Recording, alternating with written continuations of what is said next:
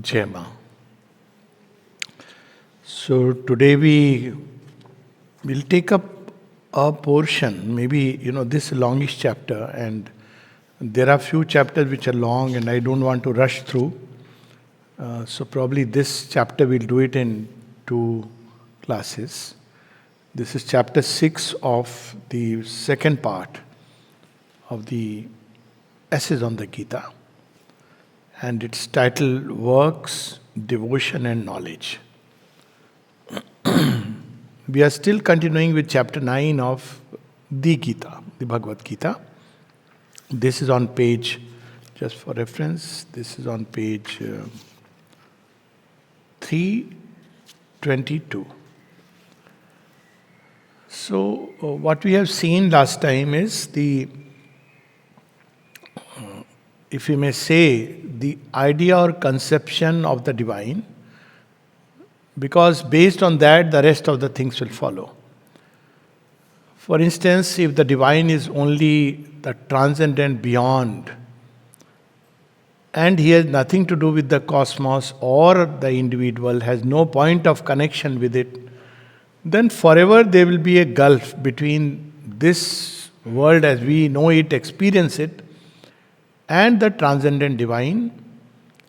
And somehow, some way, when we realize it, that's what is called as enlightenment. But the rest of the world labors on. Basically, one merges with the transcendent reality, and there is no other reality. All this is only a temporary construct, a kind of system, a kind of pattern, but nothing with any substantial reality. We may call it whatever, Maya or anything else. And that's what we see is in Advaita school of Vedanta, that there is only one reality. Of course, there is another way of looking at Advaita, but that is Sri Aurobindo's way. But generally what is understood is this.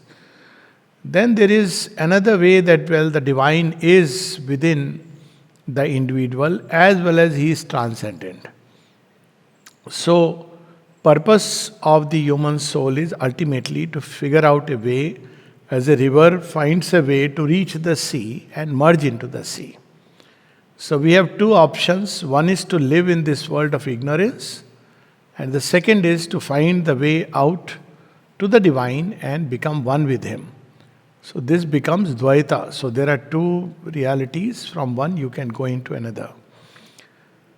And then there are variations of that, Visishtadvaita, that this has emerged from that but continues in ignorance, its life in ignorance till it wakes up to the knowledge. So all this we have heard from many books and writers and authors.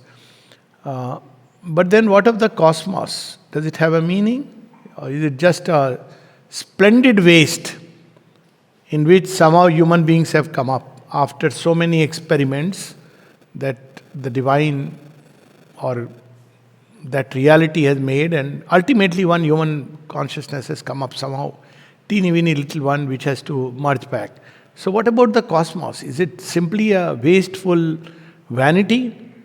So this question remains unanswered. In traditional Vedanta, remains unanswered, and really they don't even raise the question, because the whole idea is for the individual to find his door of escape.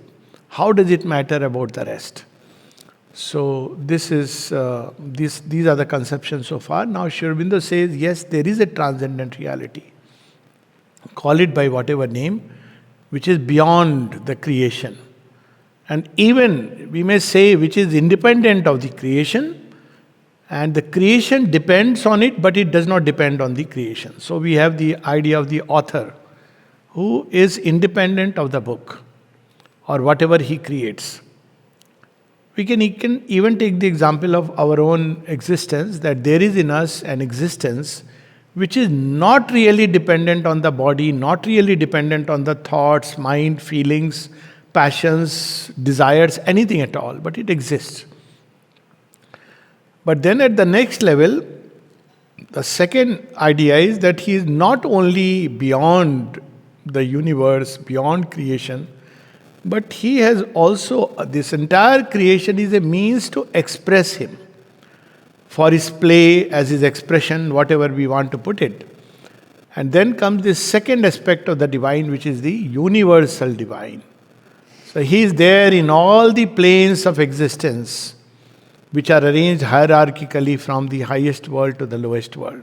He is there in each of these planes of existence, and one can discover him, play with him.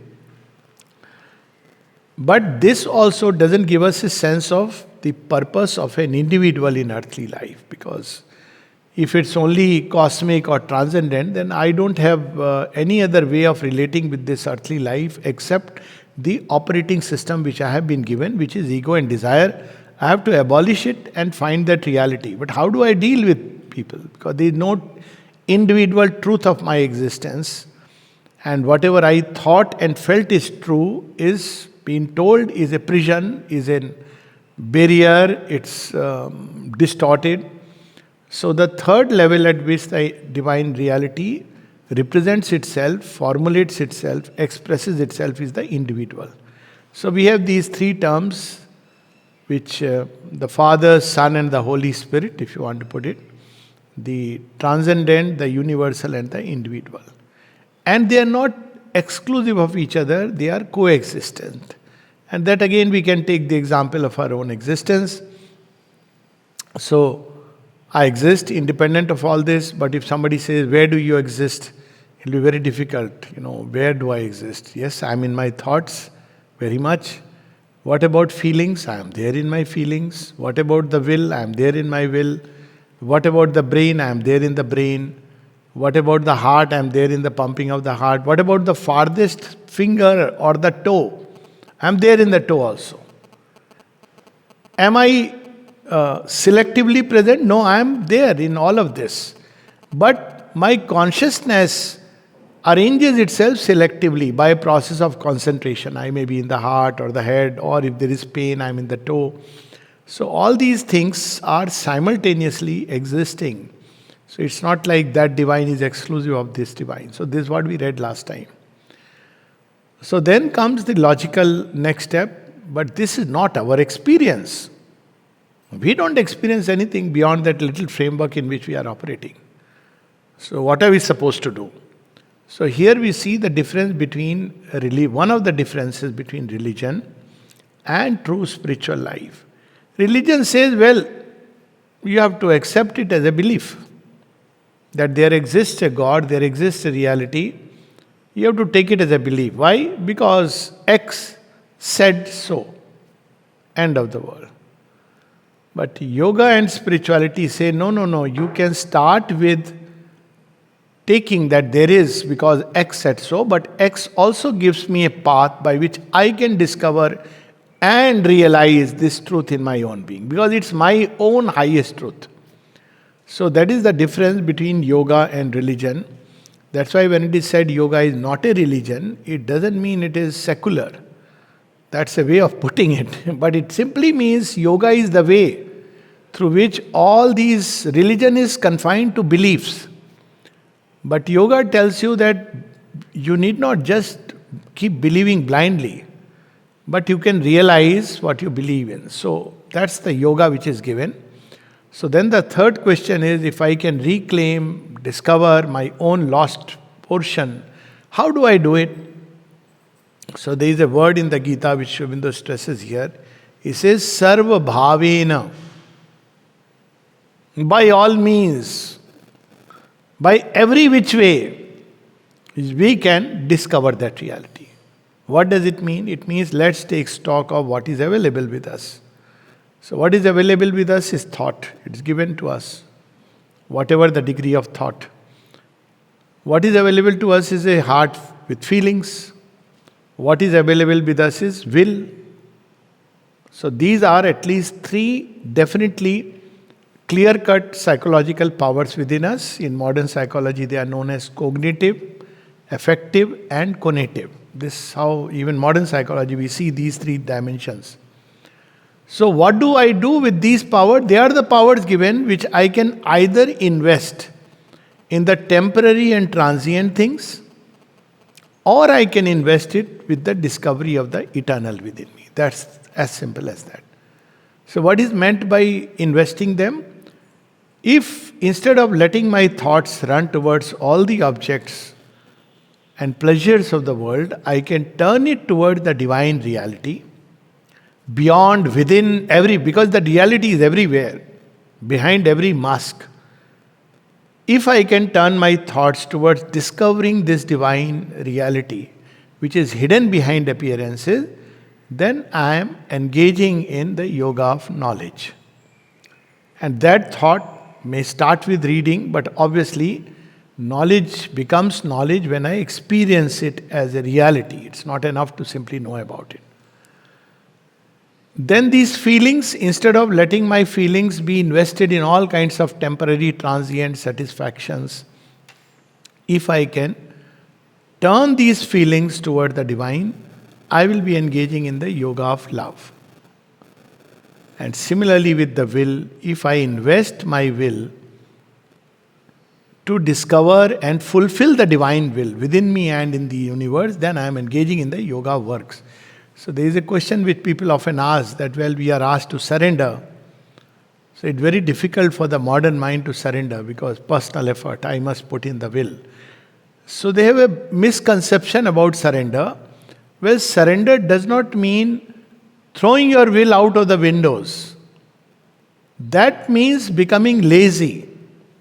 And a lazy person does no good either to himself or to the world. So surrender never means becoming lazy. Oh, God will do everything, now I have to do nothing. But it means that I have a little will, and this will is at my disposal, power of will, which I can use for 101 things. Now, if I surrender this will to the divine, and I pray, aspire, that may this little will that I have be used by thee, thy will, to fulfill your purpose in the world, not just my happiness, sorrow, but your purpose in the world. Then slowly, initially, it takes time, but a time comes when the divine takes it up. Say, okay, your will is, I take your will. So then he begins to tune our human will into the divine will, and this little human will. So there will be effort in it, but this effort will be in the direction that the divine intention is. So instead of turning this will into my purposes, I can turn it to divine purposes. The classic images of Arjun sitting on the chariot. So whatever may be the differences and the similarities between Karna and Arjun, but this one factor makes a world of difference. Karna has displaced his capacities at the disposal of Duryodhana and his victory. Arjun has placed his capacities at the disposal of of Krishna and his victory, whatever it be.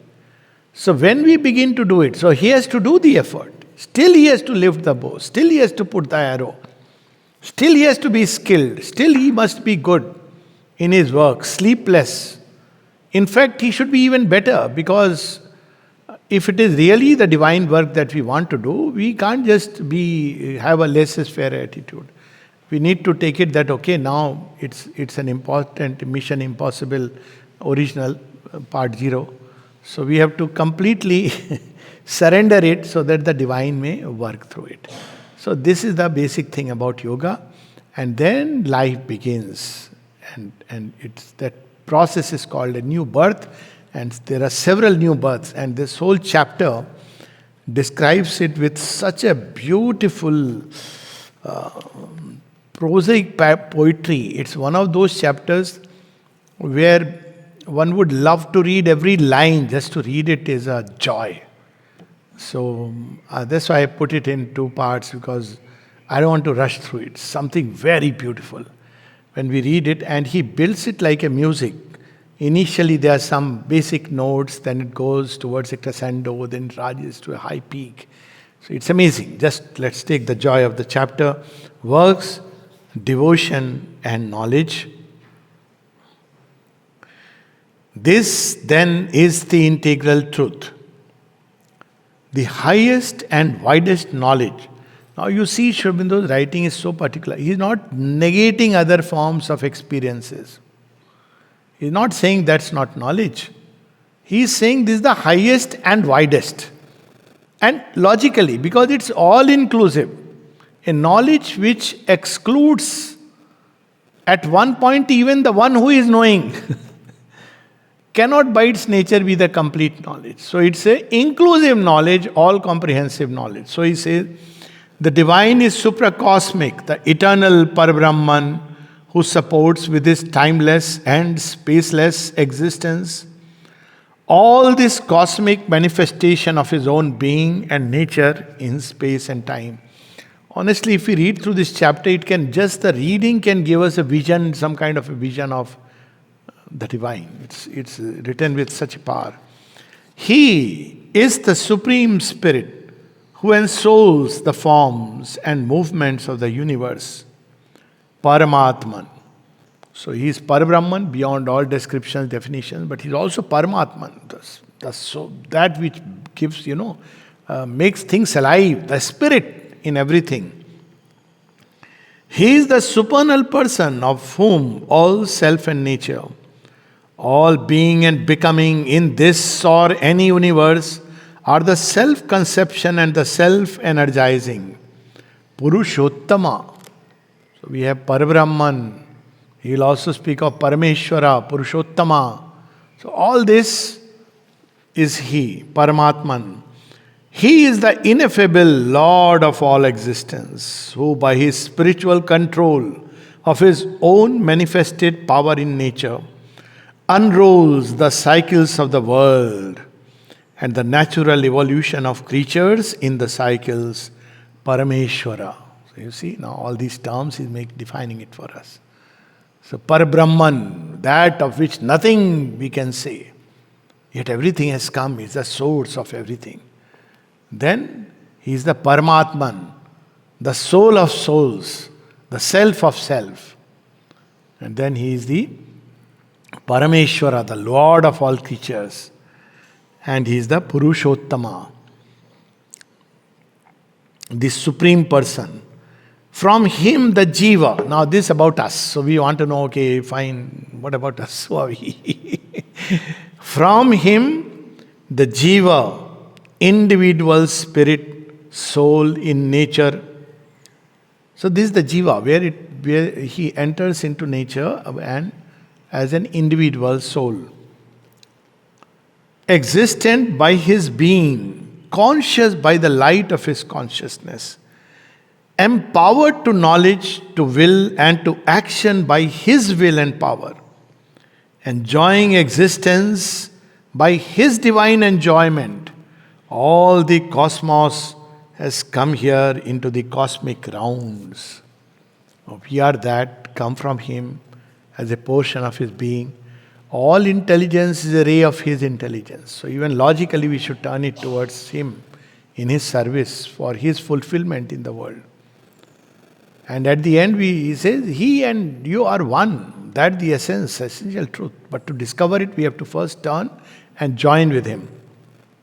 So all that we have here, we are conscious by the light of his consciousness. I'm just replacing the word jiva by we. We are empowered to knowledge, to will and to action by his will and power. We are enjoying existence by his divine enjoyment of the cosmos. And that's how he has come here into the cosmic rounds. The inner soul in man is here a partial self-manifestation of the divine. This is our identity card is being distributed to us. We are all a partial self-manifestation of the divine. Changes all our understanding about it. This is a great responsibility if we look at it like that. And at another level, no responsibility, both together. Because we discover it's he who is operating in this world. But at the same time, just as for instance in the ashram, Sri Aurobindo says that each of you especially speaks about people at the gate.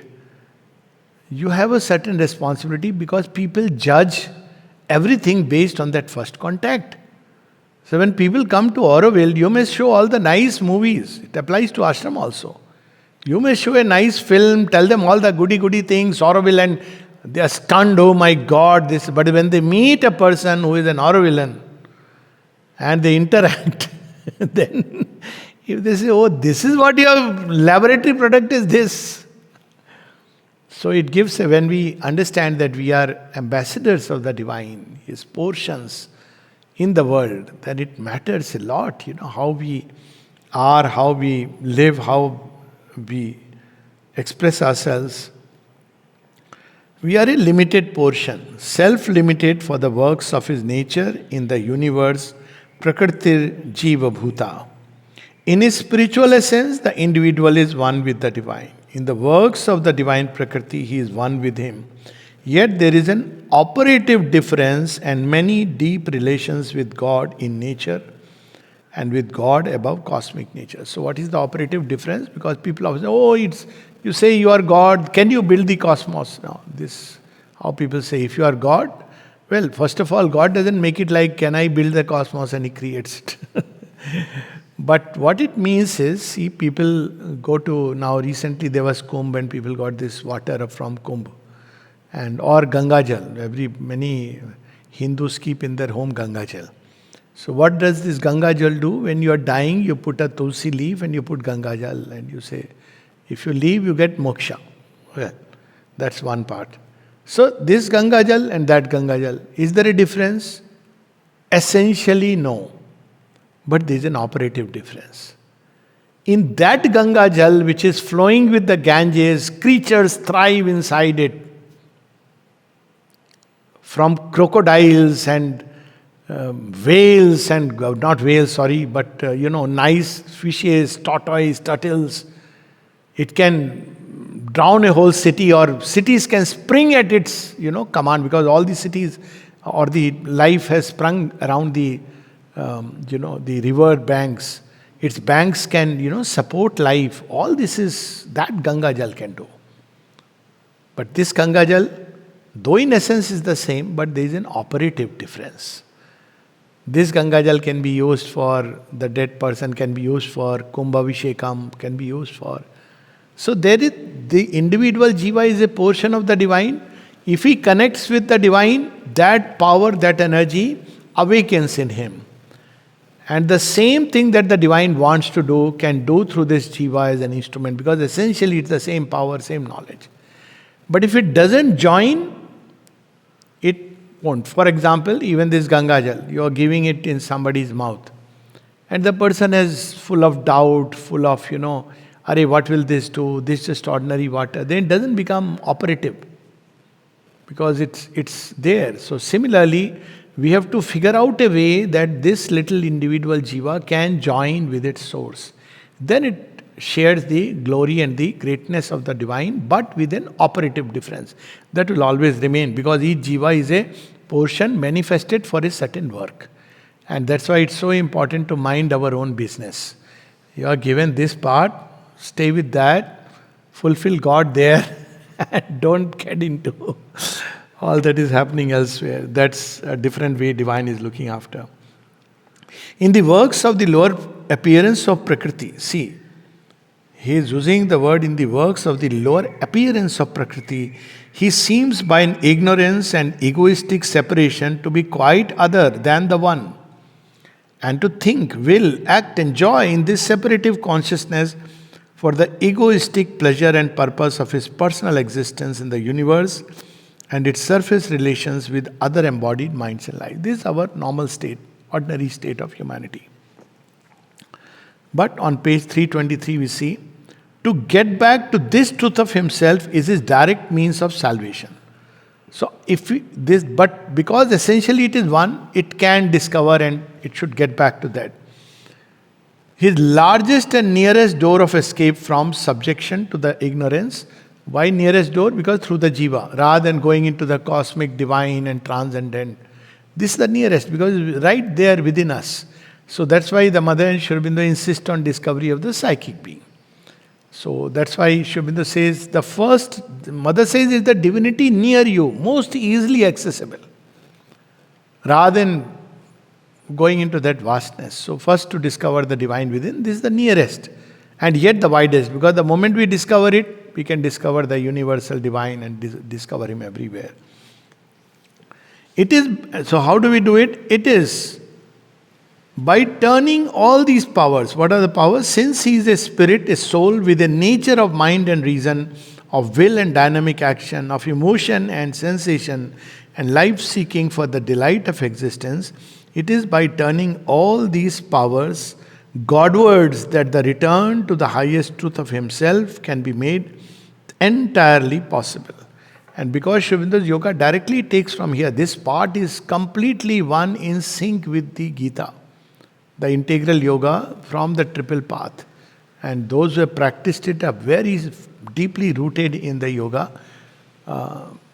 What does it mean? It means, normally one thinks spiritual life means meditation.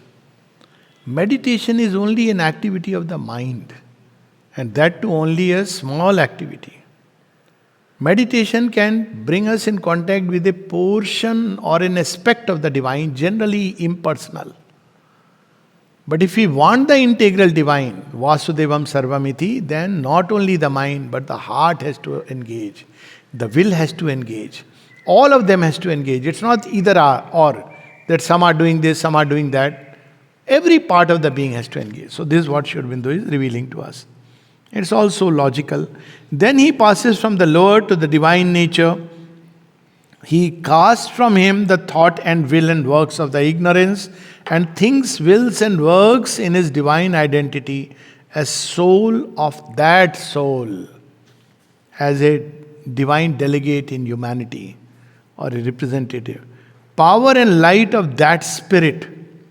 He enjoys all the inner infinite of the divine and no longer only these outward touches, masks, and appearances. Thus, divinely living, thus directing his whole self and soul and nature Godwards, he is taken up into the truest truth of the Supreme Brahman. So basically, this is divine life in very simple word. First step is, all that is given to us is turned toward the divine. And then divine takes it up.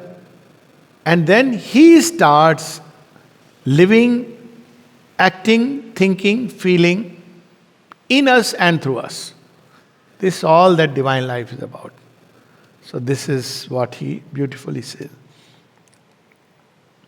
To know Vasudeva as all and live in that knowledge is the secret. Okay. We'll just skip a page. Let me see. So as we begin to live this life, what happens? Therefore, too, his whole inner existence, page 324, comes into tune and harmony with the infinite,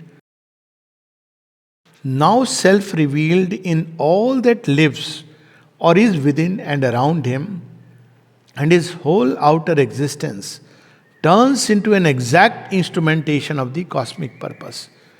But this requires a great degree of wideness, consciousness, plasticity, and surrender. By the very fact that he is infinite. So infinite cannot be put into any slot of our finite mind. We cannot capture him in any system of philosophy, in any model of ethics, or moral notions, or ways of life, or systems, nothing, because he is infinite. The moment you say that I belong to this school of thought, that means you are still in thought, not with the divine. All schools of thought come from him, but none can capture him. So that's the whole thing, that when such a person is lifted up, automatically, see, people say to how to go beyond judgment, beyond conditions. Buddha achieves it through so much effort to break the construction. This comes automatically in the yogin of the integral yoga, because he is in contact with the infinite.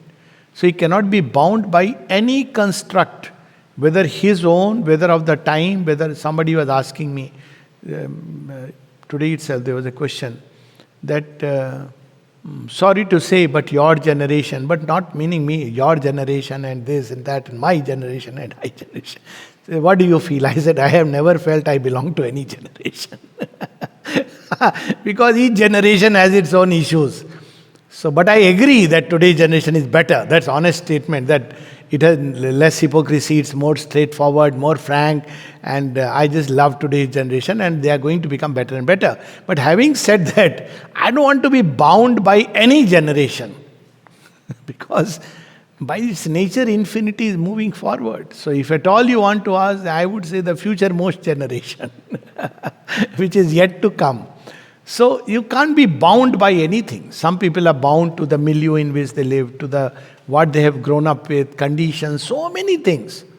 But touch of the infinite finishes it. You can't just help it. That's why it's called in Savitri as that which slays and saves. What is slays? Slays all that is finite, limited. And that's how it saves. Because only that which is infinite cannot die. All finite things will have an end. So this is where he says, and then he uses the word, he looks up through the self to the Parabrahman who there and here is the one and only existence. He looks up through the divine inhabitant in all to that supernal person who is his supreme status, is beyond all habitation in his supreme status. He looks up through the Lord manifested in the universe to the Supreme who exceeds and rules all his manifestation. Thus he arises through a limitless unfolding of knowledge and upward vision and aspiration to that to which he has turned with an all-compelling integrality, sarva bhaven. This integral turning of the soul Godwards bases royally the Gita's synthesis of knowledge and works and devotion.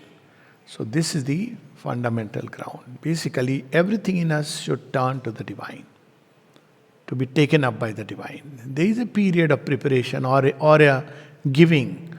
The divine does not immediately accept because the sincerity is seen, taken up, whether he is really wanting or not. Of course he knows, but he waits for the right time, the right preparation. Because once he takes up, the whole world cannot snatch you away. This is a very mother's statement. She says, if you come to the divine and say, I am yours, and then she says, and the divine says yes, then the whole world cannot take you away, take you apart. So he waits, because after that you can't say, I'm sorry, I have duties to fulfill, I have issues to sort out, my this is waiting, my that is incomplete. You are finished. But once the divine takes up, then the real play begins. So that's what he is saying. So he says that this turning, what about, he starts with, in most people, with a knowledge, and yet even so to know him is not enough unless it is accompanied by an intense uplifting of the heart and soul Godward. So this is very important. People keep on academic discussions and scholarly debates and books and comparisons. That is not the way to knowledge. Because to know truly, the whole being has to engage, because God is not just knowledge, He is also love. He is also a will operating in the cosmos. There is a beautiful passage in Savitri where death says to Savitri that you are too passionate heart and too much of love you speak. No, by knowing you shall cease to love. He said, if you know, you will stop all this love business and all this. And then Savitri says, when I have loved all, then I shall know. For I know that knowledge is a vast embrace. So, God is not just an impersonal reality, but He is a living being, not just a consciousness, a power, but a heart of love. That heart of love is everywhere, in the universe, in us, in the creatures. And that makes yoga so beautiful and so delightful. Otherwise, all impersonal. So, we are very... So this must kindle. Otherwise, it's useless. Any amount of book knowledge and juggling with words and mind is useless unless it kindles a one-pointed and at the same time all embracing love, adoration, aspiration. There is a beautiful aphorism of Sri Aurobindo. They say they love God, but they cannot love man. Whom are they in love with then? See, everything then become, because God is in all, logically. You can't say, I am a pakka ashramite, you creature. The sign that you are, that you can embrace, and yet, just as the sign of that pure Ganga water is that its purity is never sullied. There is a very beautiful story of Sri Ramakrishna and Swami Vivekananda. That time Vivekananda was not known, as he had never gone out. Narendra, and some people complained to him, you know about Narendra, you think very highly of him. They thought he doesn't know correctly, so they must inform him. He goes to a hotel, sits there, even eats meat, perhaps takes wine also. So Sri Ramakrishna, with his usual style, he just brushes it. I say, even if Narendra traveled outside, that time he is foreseen, and he sits with women, takes wine and eats meat, it will have no effect on him. He will have an effect on them. What a great... This is the Vedanta, that if you are unsullied, you are unsullied. Because that's the beauty of that power of the divine. It's infinite. Nothing can... See, finite things get... because there's finite, but infinite means constantly there is, every moment it's recreated, washed away. So he says, all embracing love, adoration, aspiration. Indeed, the knowledge which is not companioned by an aspiration and vivified by an uplifting is no true knowledge. For it can be only an intellectual seeing and a barren cognitive endeavor. So he makes a distinction of Panditya and true knowledge. The vision of God brings infallibly the adoration and passionate seeking of the divine. A passion for the divine in his self-existent being, but also for the divine in ourselves and for the divine in all that is. To know with the intellect is simply to understand and may be an effective starting point. Or two, it may not be. And it will not be if there is no sincerity in the knowledge, no urge towards inner realization in the will, no power upon the soul, no call in the spirit. For that would mean that the brain has externally understood, but inwardly the soul has seen nothing. So this is the beautiful, very clear distinction. You may read all the books and know nothing about the eternal. So it's important to make that distinction, that you may sit for meditation and at the end declare it is an impersonal reality. That means you have not really known him. This is a poem of Sri Aurobindo on Krishna, where he says, vain lie space and time, they are hiding him. What is hidden behind the space and time and the impersonal? He says, red lips that kiss and blow the flute, hands that clasp. And then he defines, or rather says about Sri Krishna. And I put it as, of course, same Sri Aurobindo and the mother.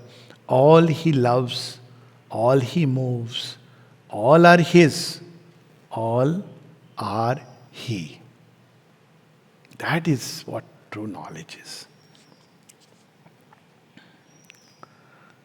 So this knowledge obviously leads to adoration and bhakti. So we have works, devotion and knowledge. So how all the three are interconnected, that's what Sri Aurobindo is describing to us. So when we know the divine is everywhere and in everything, what do? We invariably will not want to run away from anywhere to anywhere. This used to be one of my problems, that if God is here and he is working in the sewer, let us say, will I tell him, okay, bye-bye, I am going, thank you for opening a berth for me in Nirvana? What kind of a love this is? One would say rather, call me in, let me also, my little teeny hands, join in clearing the sewer. Let me also drink a little bit of the poison that you are drinking. That's why Sri Aurobindo says, who is the Superman who does it consciously? And then he says, why the serpents are dear to Shiva? Because they accepted to take the poison which he was drinking alone. All the gods and they ran away. But Shiva loves them. At least they have taken the poison and kept it inside. So this is how one proceeds. So works come from there. And then he says, well, it is, but to arrive at this movement at all is difficult for the ego-bound nature. Mortal mind is bewildered by its ignorant reliance upon veils and appearances. So yeah, that's understood. We are constantly, it ignores the divinity, page 326, within itself and cannot see it in other men. And even though the divine manifests himself in humanity as avatar and vibhuti, it is still blind and ignores or despises the veiled Godhead. So often people tell me that, no, but God must tell me and he must, what is he doing? I say, so many times he comes and tells, gives a scripture, but we are not ready even to follow that or even read it. I say, what do you mean God must? He comes as vibhutis, avatars, gives so many works, beautiful things. And then he says, even if you follow a little bit, swalpamasya dharmasya. And then we at the end complain, poor God, he has no choice, the buck stops there. So this is how it is. So now he makes a distinction between two types of humanity. And God is in everyone, but it's important to understand the distinction. So that we need to convert ourselves from one type to the other. And it's important to understand that. So on page 326 he says that man, ego-bound man, does not see God in the universe. What it does see readily, and to that it attaches itself with passion, is only the life of the ego. So if you tell this to people who are busy with partying and enjoying it, I am happy with my life. This is life. What is all this going to ashram? If you try to tell them it's real life, oh, no. They don't understand. They feel you have gone a bit crazy. Of course, crazy, but in the better way. It's better to be thus crazy. So, he says, those who have given themselves up to entirely to this outward drive of the mentality fall into the hands of the lower nature, cling to it and make it their foundation. They become a prey to the nature of the Rakshasa. So this is the Rakshasa who is given only to the outward life entirely, almost entirely. All his efforts are directed towards gratifying the outward for pleasure, his own pleasure. Who sacrifices everything to a violent and inordinate satisfaction of his separate vital ego and makes that the dark Godhead of his will and thought and action and enjoyment. So I know long time back there was a discussion going on and somebody said, no, in our religion it is said that, all these things God has created for man's pleasure. I said, what a horrible God he is. He created animals so that you put in your belly. He created the earth so that you can ransack all the resources. And then the next logical thing is he created us as the real child of God and all others to become our slaves. I said, this is how the mentality goes. So, but there are religions like that. This is Rakshasic thought. Or they are hurried toward onward. Now he makes a distinction between Rakshasa and the Asura. So who is the Rakshasa? He sacrifices everything to a violent and inordinate satisfaction of his separate vital ego. He will sacrifice his own natural capacities for pleasure. He will sacrifice, if necessary, his family for his personal enjoyment. He will sacrifice nation. He will sell everything for his personal gratification. That's what a Rakshasa is. What about the Asura? What does the Asura do? Or they are hurried onward in a fruitless cycle by the arrogant self-will. Asura is like, I know it all. I don't need to learn from anyone, anywhere. I am my free thought. I am educated from Harvard. Sorry. Now everybody is talking about it, so I can Take it. I've been talking about it from 10 years. But I don't need to know. They get impressed only when they know Sri Aurobindo had studied in Cambridge. Then they say, oh. And then if you say he writes very good English, then they feel, yes. A little bit they feel, okay, something of my match caliber. Sri Aurobindo knows the rules of the game. So the divine this time came, playing with the rules. You are impressed by this? Okay, done. So, self-regarding act, self-satisfied and yet ever unsatisfied, intellectualized appetite of enjoyment of the asuric nature. So asura is in the mind and the rakshasa is in the vital. But both are for the sake of the ego. A man who violently plunders life for his own enjoyment, doesn't care for anything and anyone, eats, devours literally everything. Because for him, his own appetite is what matters. He's a Rakshasa. And Asura, who is in the mind, he stands behind the Rakshasa. He justifies. That's what urban Naxals, now the term is. He justifies. He says, yes, that is the way of life. He uses all his intellectual mind at the service of the ego. And such a person, and of course he has his Rakshasic appetites. But he has the Rakshasic appetites plus the mind. He does it with a finish.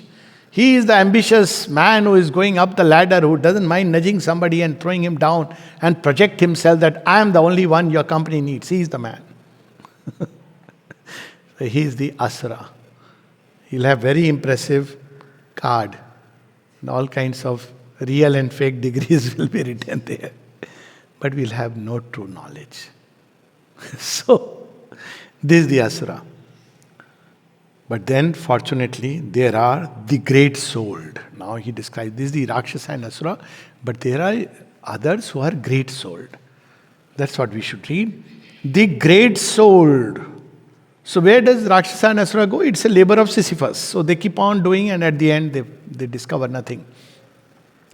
The great-souled, page 327, the great-souled who open themselves to the light and largeness of the diviner nature of which man is capable.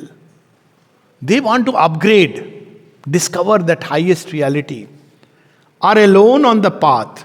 Now it describes the path beautifully. Narrow in the beginning, inexpressibly wide in the end, that leads to liberation and perfection. See now the two lives. Life of the Rakshasa is very wide. He is partying, he is going here, there, everywhere. He has all the contacts on his list, political, this, that. At the end, he has nobody by his side, except the flatterers. And if he fails, everybody leaves him.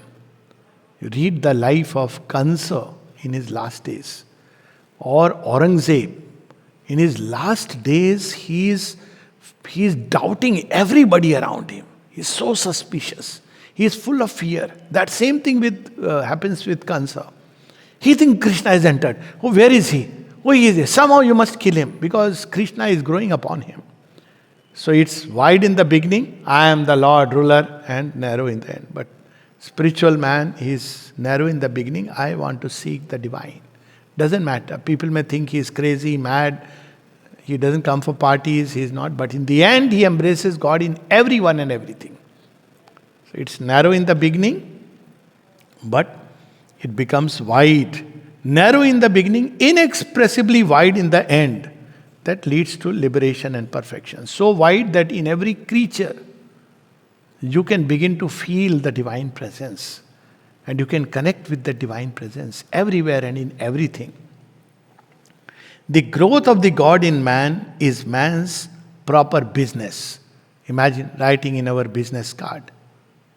So in US they ask sometimes, not many, once he asked me, why have you come? Because I had written, visit for whatever, to deliver a lecture. So he said, business? I said, no. Because with business, I understood that you have to take money. He said, why? Then I explained. He said, no, but that is business. I said, but I am not collecting any money. No, it is business. So I said, okay, I'll put business. So it doesn't matter. But I understand now what business means. So what is your business? Discovering God. Okay, have you met Dr. Alok Pandey, psychiatrist?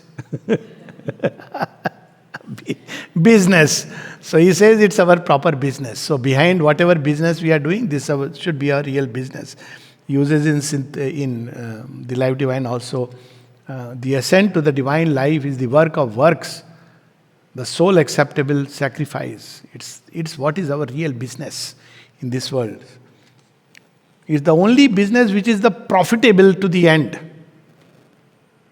Because you change your human nature with the divine nature. And it's carryover. No other business, even if you have earned everything, it's so. The growth of the God in man is man's proper business. The steadfast turning of this lower asuric and rakshasic into the divine nature is the carefully hidden meaning of human life. How beautifully, carefully hidden. Why it is carefully hidden? Whatever we are seeking, joy, peace, power, knowledge, love, harmony, actually will only come if we discover the divine nature. So carefully hidden meaning of life. The eye opens to the Godhead in man, to the Godhead in the world. It sees inwardly and comes to know outwardly the infinite spirit, the imperishable from whom all existences originate, and who exists in all, and by him and in him all exist. And this leads to a constant yoga. The last line on this passage: all life becomes a constant yoga and unification of the divine and this human spirit. So those who lay predominant stress on knowledge arrive to the same point by an always increasing, engrossing, enforcing power of the vision of the divine on the soul and the nature. So this knowledge is not just knowledge of the essence, but in everything I want to discover the divine, let's say. Then there will be nothing else which I can exclude in the world. So this knowledge will lead to love and to service, if I really pursue it in all its wideness.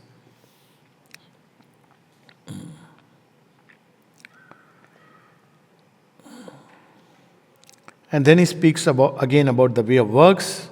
The way of works too turns into an adoration and a devotion of self-giving, because it is an entire sacrifice of all our will and its activities to the one Purushottama. The outward Vedic rite is a powerful symbol, but the real sacrifice is that inner oblation in which the divine all becomes himself the ritual action, the sacrifice, and every single circumstance of the sacrifice. But keep this truth inside, because it disturbs people. So if somebody says, am I a distraction in your life? I said, no, you are part of the divine work. Oh, you mean you are doing service to the divine and all this is... It's very difficult to explain. Or people want, how do you like me? Well, divine is in you. No. Don't play that game. So divine in everybody expresses himself in some way or the other. And it's so beautiful to discover that. But that's not what our ego-bound humanity wants. So it's better to keep these secrets inside. But he's revealing it in all-engrossing discovery of the divine. It's so beautiful.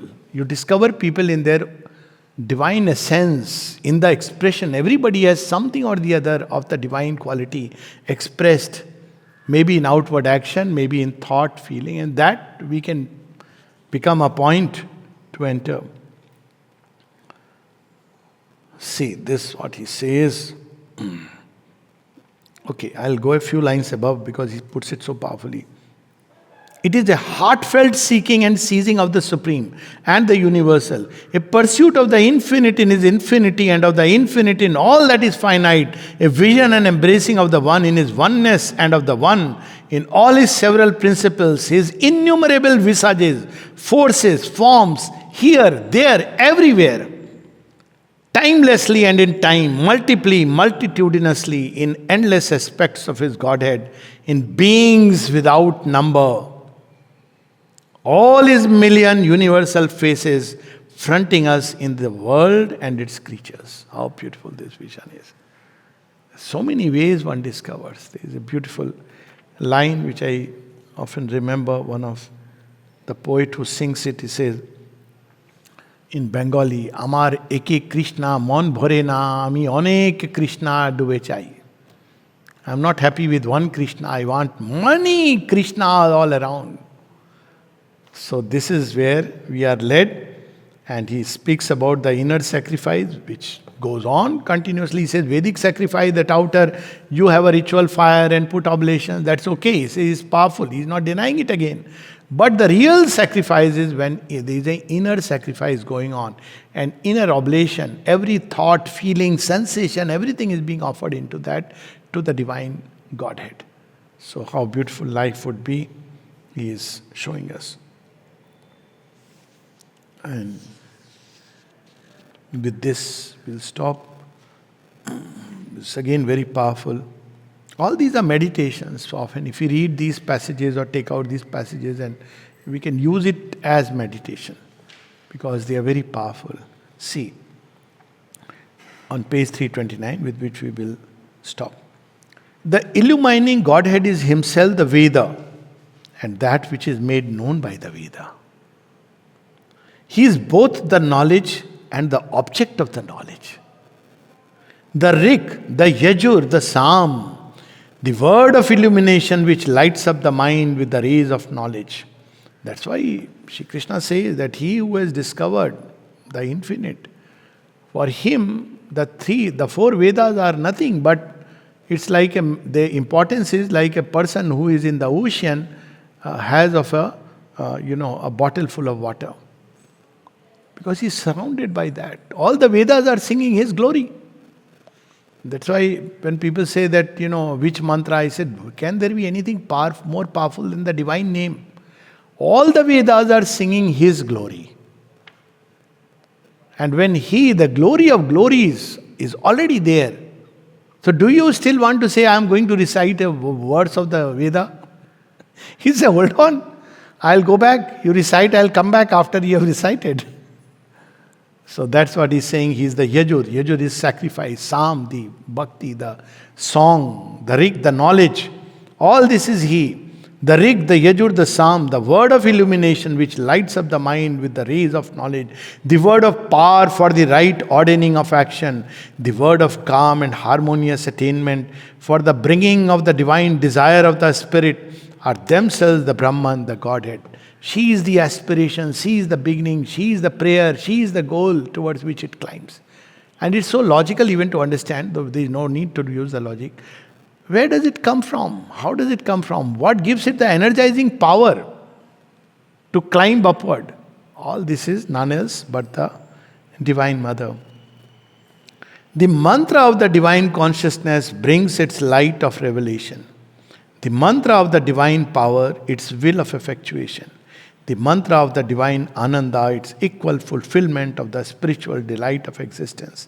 And since Sri Aurobindo is writing it in the context of the Gita, where it speaks of Om as the symbol of that mantra, he says, all word and thought are an outflowering of the great Om.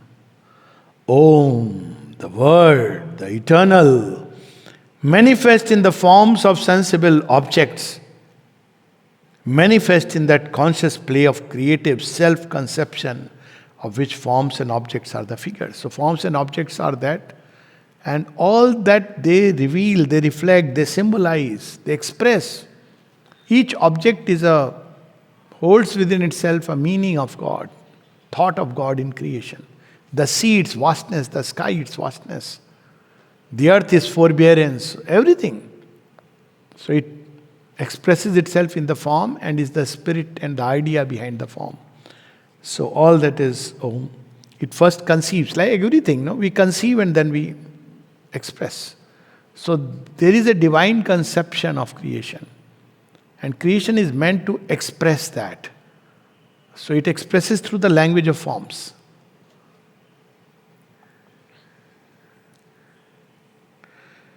Manifest behind in the self-gathered superconscient power of the infinite.